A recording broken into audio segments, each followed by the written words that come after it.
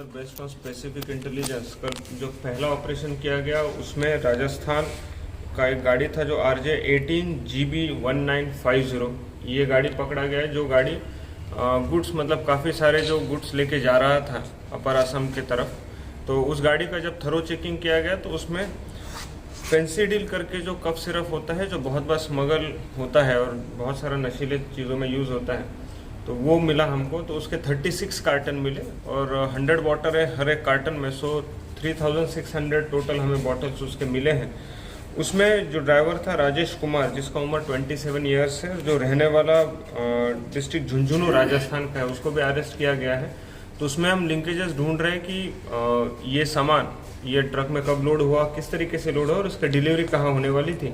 ये बैकवर्ड और forward linkages find out करने का ऑपरेशन अभी चल रहा है। जो सेकंड सक्सेस मिला था वो based on again specific input हमें जो मिला था उसके तहत जो गुवाहाटी से बिहार की तरफ जाने वाली एक गाड़ी थी, उसको गाड़ी को पकड़ा गया जिसका नंबर था HR55V5137। और जब ये गाड़ी पकड़ी गई तो उसका जब थरो सर्च किया गया तो उसमें एक सीक्रेट चैम्बर बनाया गया था।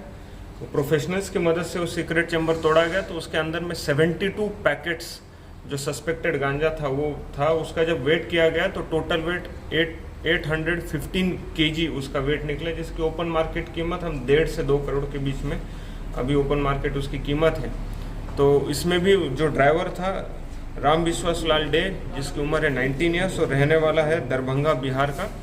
एंड जो हैंडीमैन था पिंटू मिश्रा, जिसकी उम्र है 21 साल, जो रहने वाला है मधुबनी बिहार का। इन दोनों को अरेस्ट किया गया है।